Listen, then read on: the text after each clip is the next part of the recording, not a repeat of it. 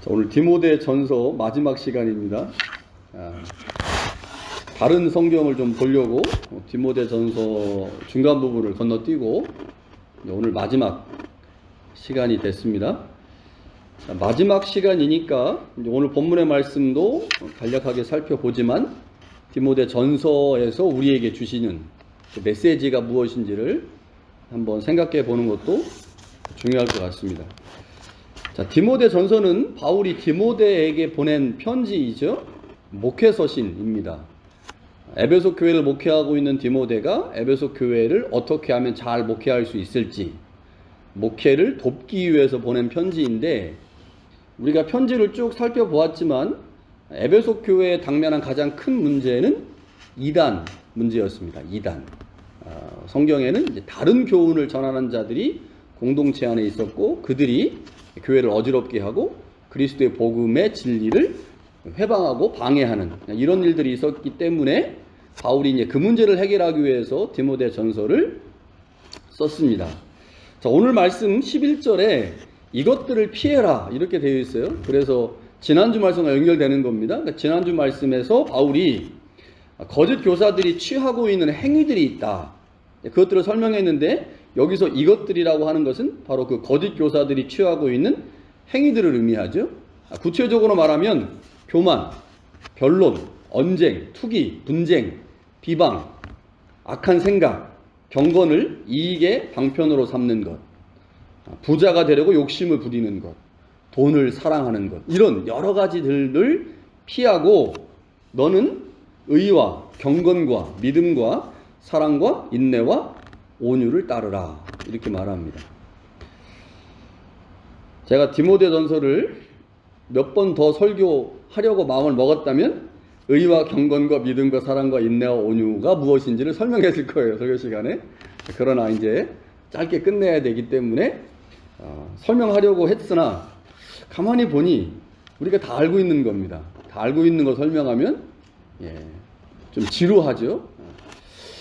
바울이 거짓 교사들이 취하고 있는 행위는 버리고 피하고 따르지 말고 대신 의와 경건과 믿음과 사랑과 인내와 온유를 따르라 라고 말씀을 하면서 12절에 바울은 현재 교회의 상황을 싸움으로 규정하고 있습니다. 선한 싸움을 싸우라, 이렇게 싸움으로 규정하고 있어요.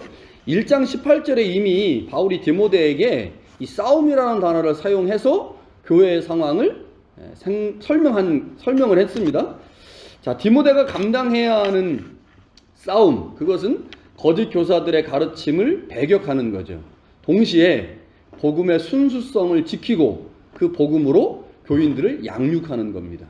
이것이 바울이 해야 할 싸움이죠. 자, 이것을 위해서 바울이 디모데에게 말합니다. 그것 때문에 너가 부르심을 받았다. 그러니까 지금 에베소 교회에서 이 문제에 디모데가 반드시 해결해야 한다라고 지금 말하고 있는 거죠. 그러면서 13절에 네가 지금 그 일을 해결하기 위해서 에베소 교회에 청빙받아서 갔고, 또 그 문제를 위해서 하나님의 거룩한 복음을 잘 가르쳐야 하는데, 그 가르침을 뭐라고 표현을 했냐면 증인 앞에서 선한 증언을 하였다 이렇게 표현해요. 증인 앞에서 선한 증언을 했다. 그러니까 우리가 이제 복음을 누군가에게 설명한다고 하는 것은 결국 증언하는 거거든요. 증언. 예수 그리스도가 이런 분이다 라고 내가 증언하는 거예요. 그 증언이 결국 복음의 핵심이고, 그 증언을 하나님도 듣고 사람들도 듣는 거죠. 자, 그러면서 13절에 이렇게 말합니다. 만물을 살게 하신 하나님 앞과 본디오 빌라도를 향하여 선한 증언을 하신 그리스도 예수 앞에서 내가 너를 명한다.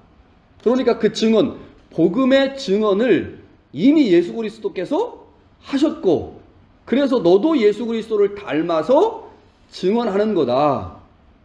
거짓 교사들이 교회 안에 있는데 그 거짓 교사들의 가르침을 배격하면서 너가 배운 하나님의 복음을 많은 사람들 앞에서 증언해라. 그것이 네가 부르심을 받은 이유다. 이렇게 말합니다. 자, 바울이 디모데가 해야 할 그 사역을 싸움이라고 정의했어요. 싸움. 무엇을 할 수 있을까요? 이 싸움이라고 하는 말의 의미를 통해서 바울이 지금 디모데에게 네가 지금 해야 할 일이 싸움이다. 자, 여러분, 우리가 목사이든 장로이든 권사이든 뭐 집사이든 우리가 이제 직분을 받잖아요. 그 직분을 잘 감당해야 하나님 앞에서 칭찬받고 또 우리의 직분을 잘 감당함을 통해 구원을 이루게 되지 않습니까?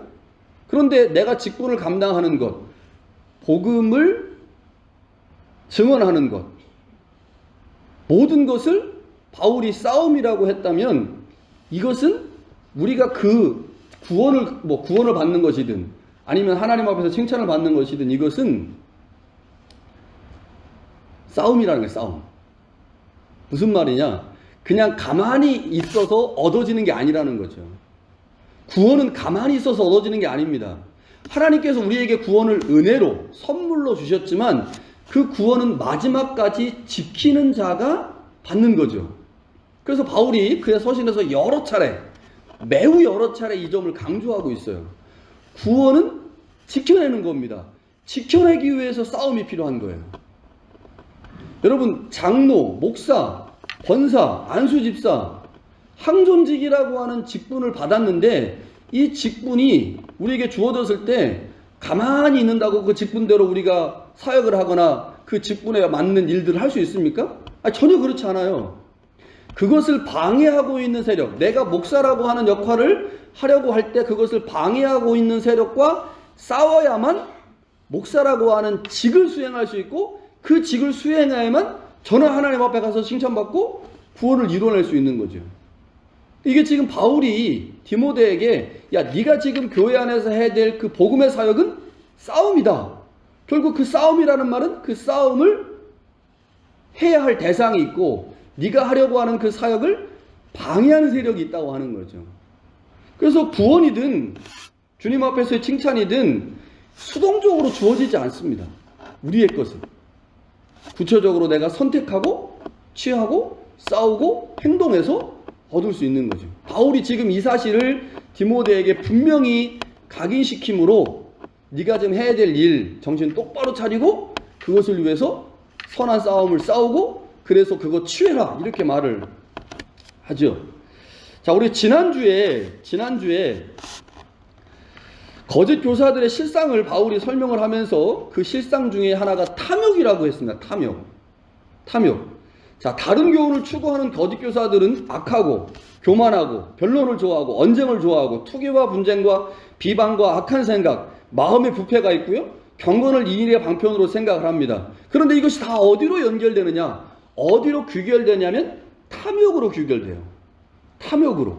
그래서 탐욕으로 귀결되다 보니까 이들이 하고 있는 그 일이 하나님을 섬기는 것과 반대가 되는 경향이 있어서 결국 그들이 아무리 열심히 경건적인 태도를 보인다고 해도 그게 하나님을 섬기는 것과 동떨어진 이제 반대 위치에 서 있게 되거든요.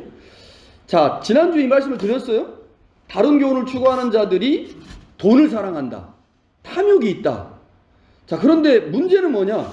공동체 안에 돈을 많이 가지고 있는 부자들이 있다는 거예요. 그렇겠죠? 그러니까 지금 지난주에 했던 이야기를 지금 오늘 바울이 다시 조금 설명하는 겁니다. 다른 교훈을 따르는 자들이 있다. 그러니까 디모데에게 말하는 거예요. 디모데야, 네가 그들을 이것들은 피하고 요거 하면서 너에게 맡겨진 그 사명, 그거 선한 싸움으로 이해하고 잘 감당해서 하나님 앞에 칭찬받는 사람이 돼. 예수 그리스도도 그런 일 하셨고 너도 그것 때문에 부르심을 받았어라고 이제 디모데에게 권면을 했어요. 그리고 난 다음에 공동체 안에 부한 자들, 돈이 많은 자들이 있을 거 아니에요. 그 숫자가 지금과 같지는 않겠지만 숫자가 적긴 하겠지만 있을 거란 말이에요. 그런데 공동체 안에 있는 다른 교훈을 쫓는 자들의 마지막 종착역이 탐욕, 돈을 사랑하는 거였는데 돈이 공동체 안에 많은 사람들이 있어요. 이 사람들에 대해서도 바울이 권면을 할 필요가 있었다고 생각을 한 거죠.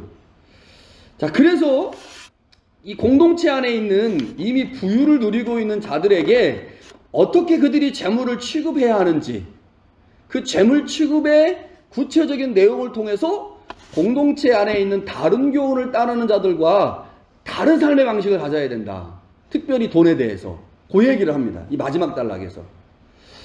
자, 재물에 대한 바른 이해가 뭐냐? 17절에 보니까요. 재물로 인해서 마음이 높아지지 않는 겁니다.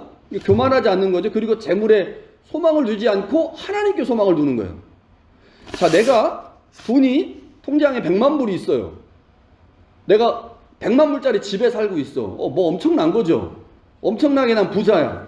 그런데 내가 재물에 소망을 두지 않고 그럼에도 불구하고 나는 하나님께 소망을 두며 살고 있습니다 라고 하는 것을 보여주지 않으면 내 통장에 있는 100만 불과 내가 가지고 있는 100만 불짜리 집으로 인해 나는 마음이 높아질 수밖에 없죠. 사람이 이제 돈이 많으면 이제 다 아래 것으로 보입니다. 누가 그러더라고요. 돈이 많아지면 다 아래 것으로 보여.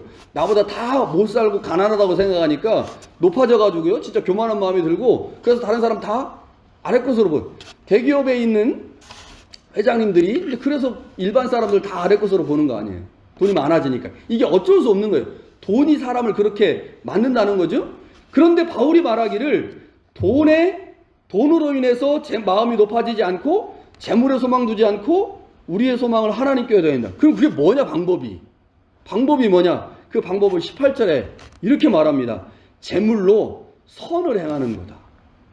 그러니까 선한 사업을 통해 부를 분배하고 누군가를 구제하는 것, 그것이 바로 내가 지금 재물에 소망 두지 않는 것이다 라고 말하는 겁니다. 이게 뭐와 똑같냐면요, 누가복음에서 말씀하고 있는 예수님의 말씀과 동일해요. 누가복음 12장에 보면 어리석은 부자 비유가 나오거든요. 그 부자 비유에서 예수님께서 뭐라고 말씀하시느냐, 하나님께 대해서 부유한 자가 있고 하나님께 대해서 부유하지 못한 자가 있다. 어리석은 부자는 하나님께 대해서 부유하지 못했다. 왜냐? 그는 재물을 쌓아두었다. 뭐 안 하는 겁니까? 재물로 구제하지 않았다는 거예요. 그러면 재물로 구제하는 자, 그가 누구냐? 하나님께 대하여 부유한 자다. 그래서 이 땅에 재물 쌓아두지 말고 썩지 않는 하늘에 주머니 만들어서 거기다가 돈을 쌓아라. 이렇게 말합니다. 그러니까 지금 바울이 지금 디모데 전서에서 말하고 있는 내용하고 예수님이 누가복음 12장에서 말씀하신 내용이 동일하다는 거죠. 그러니까 공동체 안에 있는 부를 가지고 있는 사람들에게 다른 교훈을 추구하는, 탐욕하고 돈을 좋아하는 그들의 모습과 다른 재물관을 가지고 있어야 된다. 그것이 무엇이냐? 내가 가지고 있는 재물의 일정 부분을 나누는 거죠. 자, 레위기 19장에서 뭐라고 말씀하셨어요? 밭에 모퉁이를 만들라는, 모퉁이, 밭의 모퉁이, 그거는 추수하지 않는 겁니다. 내게 아니에요. 사회적 약자들을 위해서 하나님이 남겨놓으라고 하신 거거든요. 그러니까 모퉁이를 남기는 것, 이게 오늘 말씀하시는 거고 예수님께서 누가복음 12장에서 말씀하신 내용과 같은 거죠. 바울이 마지막 디모데 전서의 마지막 20절과 22절에 다시 한번 거짓 교사들에 대해서 말합니다. 마지막까지 이 문제가 바울의 마음속에 계속 남아있었던 것 같아요. 그러니까 우리 지난주에 보았죠? 디모데 전서가 아주 재미있는 구조로 되어 있다고 그랬어요. 거짓 교사 이야기, 교회의 직분과 사역에 관한 이야기, 거짓 교사 이야기, 교회의 직분 이야기, 거짓 교사 이야기, 이렇게 되어 있다고 그랬잖아요. 마지막 다시 한번 보세요. 디모데야, 망령되고 헛된 말과 거짓된 지식의 반론을 피함으로 내게 부탁한 것을 지키라. 이것을 따르는 사람들이 있어 믿음에서 벗어났다. 그러고 끝내요. 은혜가 너여 있을지어다. 마지막까지 이 이야기를 지금 바울이 쓰고 있는 것은 디모데에게 맡겨진 가장 중요한 문제는 교회 안에 있는 거짓 교사들의 가르침을 배격하고 진리를 온전히 선포하여 교회를 세우는 거죠. 여러분, 디모데 전서가 짧지 않습니다. 6장까지 있으니까요. 디모데 전서에서 두 가지 메시지를 발견할 수 있습니다. 첫 번째는 직분자를 잘 세워야 되는구나. 이게 디모데 전서가 우리 가운데 주신 말씀이에요. 직분자를 잘 세워야 된다. 교회 안에 문제는 대부분 사람에 의해서 일어납니다. 그러나 그 문제를 해결하는 것도 역시 사람입니다. 문제가 일어날 때 그 문제의 중심에 사람이 있어요. 사탄이 있는 게 아니고 사람이 있어요. 그런데 그 문제를 해결하는 것도 역시 사람입니다. 무슨 말이냐? 교회는 끊임없이 문제가 일어나는 곳입니다. 그러나 그 문제를 해결하는 사람들은 직분에 대한 바른 이해를 가진 사람, 그 직분을 잘 이해하고 그 직분에 맞게 행동하는 사람들로 인해서 문제가 해결된다는 거죠. 그래서 바울이 디모데에게 직분자를 세워야 된다. 그래서 직분 얘기를 계속 하고 있는 거예요. 과부, 지금은 하면 권사입니다. 권사님들을 어떻게 누구를 세워야 하는지 얘기하고 있고, 감독, 집사 이런 사람들을 어떻게 세워야 되는지를 계속 이야기하고 있는 이유는 거짓 교사들에 관한 문제가 교회 안에 존재하고 있지만 결국 그 문제를 해결할 수 있는 것은 교회 안에 있는 직분자다. 그 직분자들이 자신의 직분을 잘 이해하고 감당하면 해결할 수 있다. 그런데 그 직분자 중에 제일 중요한 게 누구라는 거예요? 디모데라는 겁니다. 디모데. 목회하고 있는 너. 디모데 너. 지금으로 말하면 저한테 하면 해. 박원장 네가 제일 중요해. 네가 네 직분 잘 이해해야 교회가 건강해져. 요 얘기를 지금 하고 있는 거죠. 또 다른 하나는요. 그리스도의 복음과 다른 교훈을 분별하는 것입니다. 이게 디모데전서가 우리 가운데 말하고 있는 거예요. 디모데전서 어쩌면 더 중요하게 다루어지는 문제가 이 문제겠죠? 다른 교훈을 분별하는 능력이 있어야 된다는 겁니다. 다른 교훈을 분별할 수 있는 능력. 그 복음은 어떤 복음이었어요? 혼합된 복음이었습니다. 기독교 복음과 그리스도 복음과 헬라의 철학과 문화가 섞인 혼합된 복음입니다. 여러분, 한국의 기독교가 가지고 있는 복음도 상당 부분 이 혼합주의적 요소가 있거든요. 그게 우리가 잘 알고 있는 기복신앙이라는 겁니다. 이 혼합주의 신앙을 잘 분별해내서 십자가의 복음이 무엇인지를 잘 이해하는 것이 오늘 우리한테 필요한데 그 일을 바울이 디모데에게 부탁하고 있는 거죠. 네가 하나님의 말씀을 잘 배우고 깨닫고 알아서 복음을 잘 이해하고 거짓 교훈을 잘 분별해서 공동체 안에서 가르쳐야 된다. 이거는 목사뿐만 아니라 우리 모두가 함께 해야 될 일이죠. 복음은 삶과 연결되어 있습니다. 바른 교훈과 복음은 바른 행위를 만들어내지만 다른 교훈과 다른 복음은 악한 행위를 만들어냅니다. 그래서 우리가 어찌됐든 간에 바른 복음을 잘 배우는 것이 중요하다고 하는 거죠. 복음을 잘 배워야 된다. 성서가 말하고 있는 복음이 무엇인지, 예수님이 우리 가운데 선언해 주신 복음이 무엇인지를 잘 이해할 수 있어야 됩니다. 여러분, 외식으로 우리가 누군가를 속일 수 있어요? 얼마든지 속일 수 있습니다. 제가 여러분 속일 수 있습니다. 속고 계십니까? 제가 속일 수 있어요. 제가 윤 목사님 속일 수 있어요. 거룩한 목사처럼. 나는 개떡인데 좋은 담임 목사처럼 윤 목사님을 속일 수 있습니다. 얼마든지 속일 수 있어요. 그러니까 우리가 지금 행위가 중요하다. 제가 지난주에 행위가 중요하다고 그랬잖아요. 지지난주도 그렇고. 행위가 중요하다. 중요하죠. 왜냐하면 행위는 복음이 만들어내는 거거든요. 복음의 결과로 행위가 나와요. 그런데 그 행위는 우리가 만들어낼 수 있고, 복음이 행위를 만들어내는데 복음이 만들어내는 행위가 아닌 외식함으로 내가 만들어내는 행위도 있거든요. 그걸 외식이라고 불러요. 외식이라고. 가식과 외식으로 만들어낼 수 있잖아요. 그런데 여러분, 그거 누가 압니까? 하나님이 알고 내가 알아요. 내가 외식하고 있는 내가 알아요. 내가 지금 이 행위를 만들어내는 게 복음으로 말미암아 만들어진 행위인지, 아니면 내가 다른 사람들의 존경과 칭찬을 받고 싶어서 내가 일부러, 나는 하나도 그렇지 않은데, 나는 하나도 복음에 대해서 관심도 없는데 존경받으려고 만들어내는지 내가 압니다. 내가.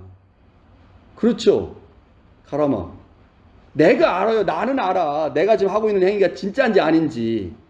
뭘 말하냐면, 여러분, 하나님과 나 자신은 속일 수 없어요. 여러분, 진정한 그리스도인으로 살고 싶지 않습니까? 내가 진정한 그리스도인으로 살고 싶다면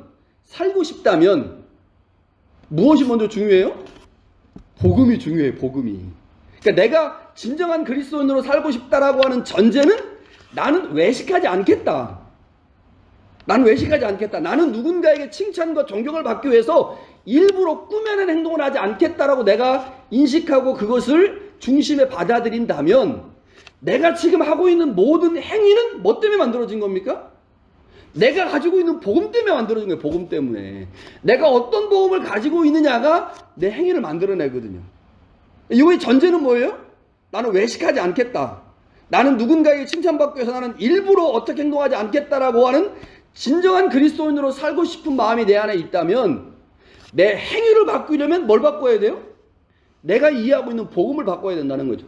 다른 교훈을 따라서는, 디모데전서 말하고 있는 것처럼 다른 교훈을 추구하거나 따라서는 결코 돈에서 자유로운 그리스도인 될 수 없다는 겁니다.